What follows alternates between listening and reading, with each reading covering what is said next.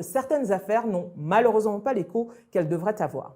C'est notamment le cas de Larissa Azenta. Cette jeune femme résidant à Yaoundé a été brûlée vive le 29 juin par son mari alors qu'elle l'avait quitté suite à d'incessantes violences conjugales. J'ai entendu comment la chaleur de la maison chauffait. J'ai suscité la porte avait pris le feu. La porte brûlait. J'ai commencé à crier.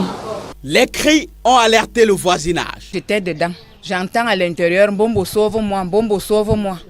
Bombo sauve-moi, là je veux même ouvrir la porte, je m'embrouille. Pourquoi? Parce que quand je soulève les yeux, je vois la flamme qui vient vers chez moi. La flamme est en train de monter. Elle est dedans. La flamme a envahi déjà toute la porte.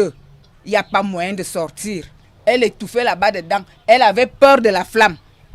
Maintenant, au moment de sortir, elle était déjà toute brûlée. Elle est sortie, elle est tombée ici. Boum. Moi, j'ai même cru qu'elle est morte. Malheureusement, après la diffusion de ce premier reportage de la chaîne Canal 2, on a appris le décès de Larissa le 4 juillet 2020 des suites de ces brûlures. Elle laisse derrière elle un enfant dont elle avait exclusivement la charge. Fin tragique de l'histoire de Larissa, brûlée à l'essence par son mari au quartier Mbankolo à Yaoundé il y a une semaine. La jeune femme n'a pas pu se remettre de ses blessures.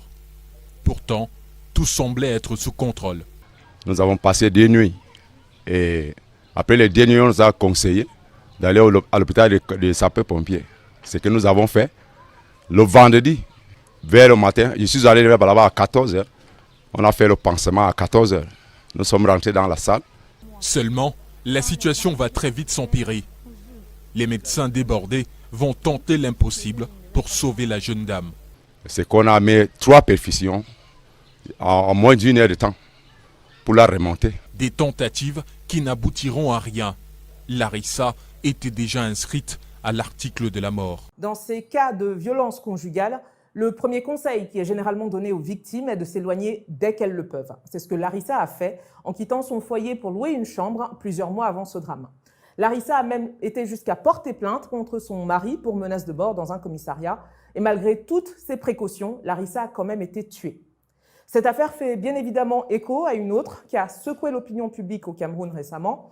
L'affaire Anita Kam, cette Camerounaise installée aux États-Unis, est tuée au mois de juin d'une balle par son ex-mari qui s'est ensuite suicidé. Ou encore le cas de Lisette, cette jeune fille de 21 ans, assassinée en mai dernier par son compagnon à Boya, ville du sud-ouest du Cameroun.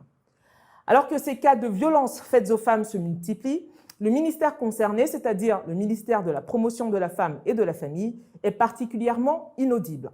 Ni plan d'urgence, ni proposition de loi, ni mesures immédiates, ni même de point de presse sur le sujet, comme on l'a par exemple vu en Afrique du Sud, autre pays où les féminicides sont devenus une priorité nationale, tel que l'a récemment rappelé le président Cyril Ramaphosa.